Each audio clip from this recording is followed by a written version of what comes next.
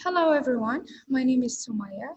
I'm gonna talk about arterial blood gases.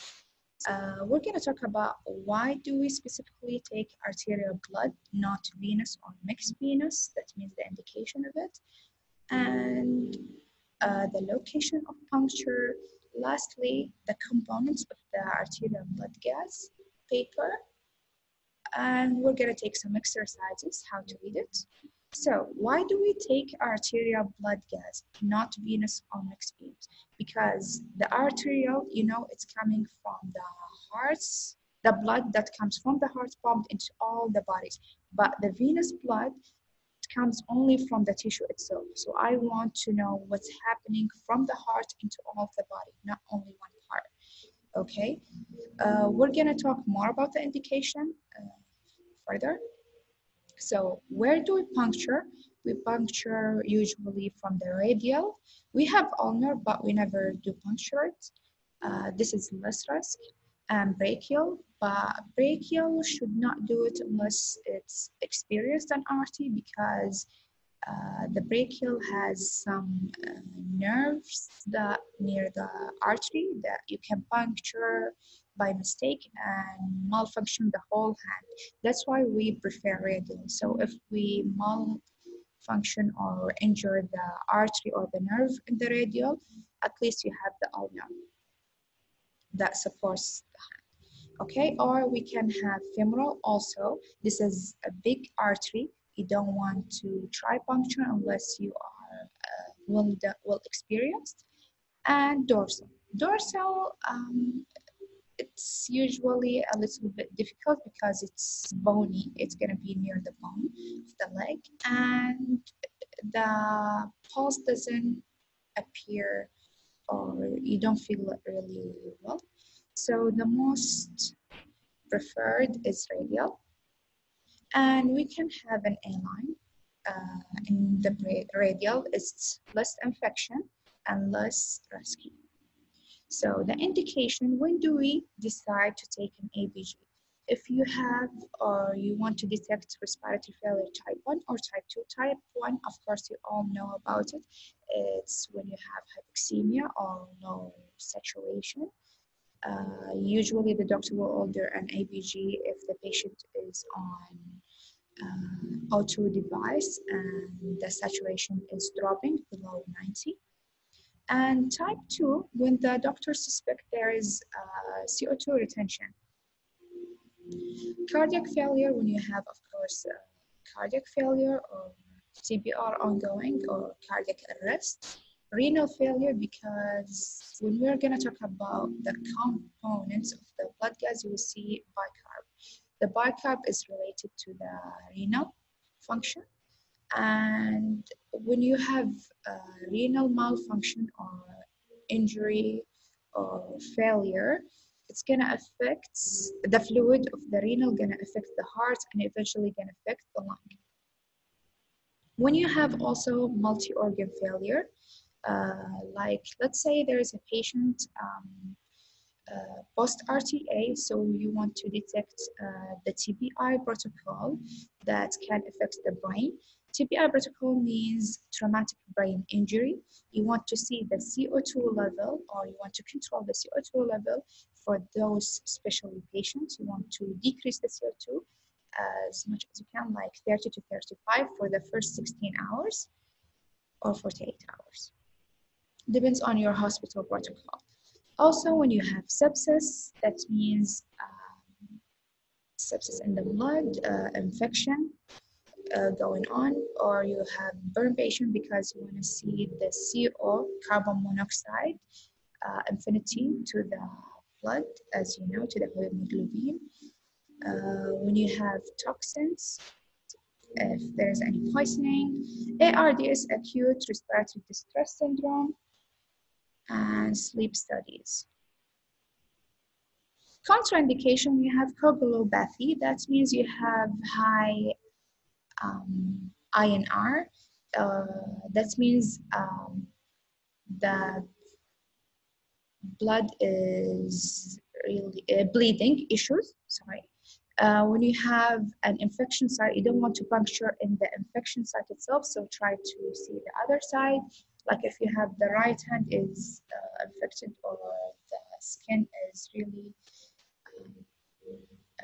with a rash or something, you don't want to puncture it, you go to the left one. Or there is absent collateral circulation, like when we do Allen's test, but the hand, you don't see good perfusion, you don't want to prefer to puncture it, so go to the other hand also. If you have AV dialysis shunt, that means fistula. If you have a renal patient that always does dialysis, don't puncture the same hands that he has dialysis in. So go to the other one because the vein gonna be enlarged in that hand. Or anticoagulant therapy. If the patient is on anticoagulant therapy, that means heparin infusion. You don't want to take from the same site that they are given the heparin. Try to avoid it also. So Allen's test. You don't do puncture unless you do the Allen's test. Why we do Allen's test? To make sure the perfusion in the hand is backed up by the ulnar. So when you puncture it and the ulnar doesn't work appropriately, you will injure the whole hand. So Allen's test means when you elevate how to do it, the procedure, elevate the hand for a little bit and make it supported by something so the patient doesn't move it when they puncture. Make it a fist for 30 seconds, that means a little of pressure. Apply some pressure on ulnar and radial artery at the same time together. Open the hand. Release the pressure only on the ulnar artery and look for the perfusion. It should be at least less than 10 to 8 seconds. If it's more than that, that means the perfusion is not good in that hand. Please switch to the other one. So the components of the ABG. Sorry, we're gonna take a small break. Okay, we're gonna talk about the ABG components. That means what we read or highlighted in the ABG paper. We check the pH, of course, firstly, because the pH measures the acidity or alkalinity based on the hydrogen ion that present. Normal range should be from 7.35 to 7.45. If it's more than 7.45, it's going to be alkalotic. If it's less than 7.35, it's going to be acidotic. Then we're going to check about the partial pressure of the oxygen that dissolves in the arterial blood. That means the PaO2. Normal range should be from 100 to 80, but we have mild hypoxemia when it's 79 to 60, moderate when it's 59 to 40, and if it's below 40, that means it's severe hypoxemia. The saturation, it's gonna be appeared also in the ABG paper. It's the percentage of the arterial blood saturation. Then the CO2. The CO2 gonna tell me if it's the reason, if it's respiratory issue. It's the amount of carbon dioxide dissolved in the arterial blood. The normal range in kilopascal 4.7 to 6.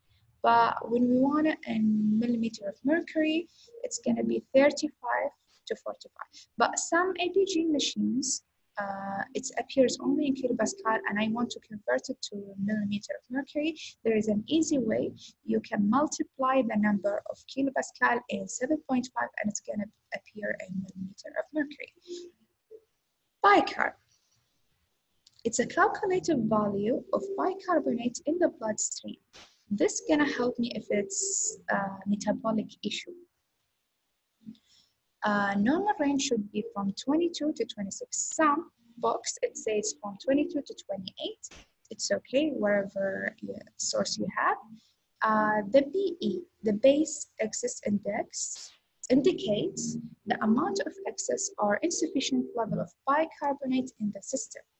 Normal range should be -2 to 2. in the blood gases. Unfortunately, some doctors or RTs doesn't look to the base axis, but it's important as the CO2 or the PF ratio. Why or what is PF ratio? It means the ratio of arterial oxygen partial pressure it's, to fractional inspired oxygen. It helps predict the mortality of the patient, or it gives you an idea if the patient is ARDS or not. Like the normal range should be above 300. Mild, or when you suspect the patient is ARDS, it's 200, 100. Severe, that means right away you have to solve it when it's below 100. How do you calculate it? You add the PO2 of the blood gas um, on the FiO2 that you took the ABG time, that time. Lactate. It's not respiratory concentration. We don't concentrate on this one, but we can help the doctor to determine if the patient has lactic acidosis and also detect the mortality for the patient. Normal range should be 0.5 to 2. If it's above 2, that means we have to inform the doctor immediately. Whenever you have more than 2, that means the patient is dehydrated, then you need to give some fluid. You will see the lactate acid is increased for post-op patient. That's normal. Don't panic when you see that, but inform the doctor immediately. So as you can see here, there's an example of the ABG paper that appears from the ABG machine. You have the blood, patient ID, and the timing, the date that has been taken. You will add the temperature when you took it, and the FiO2 that you enter, the data that it's needed. And here's the calculated information that you need. There are some factors that affect the blood gas when you measure it. You want to avoid it. Like when you take the blood from the patient and the ABG syringe is extra heparinized, the heparin will affect on the pH. It will increase it. That means it's going to be more alkalotic and it will decrease the CO2. This is going to affect your reading. It's going to be insufficient reading for your blood gas, and it will increase the PaO2. When you have air bubble error, it's going to increase also the pH, and it will decrease the CO2, and it will increase the PaO2. When you have a mixed venous blood gas, like you try to take an arterial, but by mistake, you aspirated venous blood, it's going to be more acidotic and full of CO2 because, you know, when the blood is full of oxygen to go to the tissue will give CO2 and it will take the AO2, PaO2. So you'll see a drop in PaO2 that is normal. Temperature, how would the temperature affect my pH? It's going to be more acidotic and more CO2. That's why sometimes when we have a faraway ABG machine, we add ice to it to decrease the metabolism of the blood. Okay, how do we read an ABG? First, we see if it's acidotic or alkalotic, and we decide who's the reason. Is it respiratory? That means CO2, or metabolic? That means it's the bicarb. Lastly, we can see if it's fully compensated. That means the body can take care of itself, doesn't need any help from us. That means leave the patient as he is. He's maintaining. Partial compensation, that means the body is trying, but we have to intrude, we have to do some action to help it. Uncompensate, that means the body is failing. That means we need immediate help. We're going to take an example how to read it. First, if we have below 7.35, that means it's acidotic. Acidotic. When we have acidotic, how do we know the reason? It's going to be respiratory if the CO2 more than 45 millimeter of mercury, and it's going to be metabolic if the bicarb is less. So Memorize this. It's gonna help you a lot reading it. If we have drop pH, it means either increasement of CO2 or decreasement of metabolic or bicarb.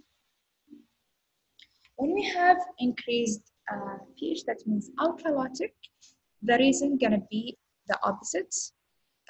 It will be drop, it's gonna be respiratory when the CO2 is below 35 and metabolic when it's more than 26 or 28. So simple way, increasement of or alkalotic, increase of pH, that means increase of bicarb. The respiratory is always opposite the pH. This is an easy way how to read it. Then finally, we're gonna decide if it's compensated, partially compensated, or it's not compensating at all. When do we say it's compensated? When the pH in the normal range between 7.35 to 7.45. Partial compensation, that means nothing is normal. Like if we have increasement of the pH and increasement of bicarb, that means it's gonna be metabolic alkalotic, right? But if we see the CO2 is going up with it, that means trying to help. When the CO2 goes up, it will decrease the pH.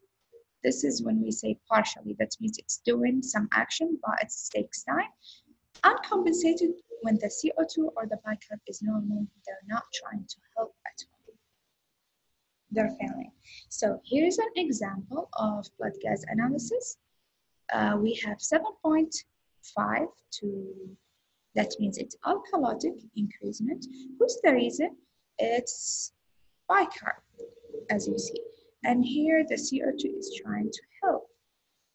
So increase of CO2, increase of bicarb, increase of pH, increase of bicarb, it's metabolic alkalosis, partially compensated with mild hypoxemia. As you can see, this is the whole reading. Here is another blood gas. It's acidotic. Who's the reason of the acidosis? The CO2 is normal, so it's not the one, but he's not trying to help. Selfish.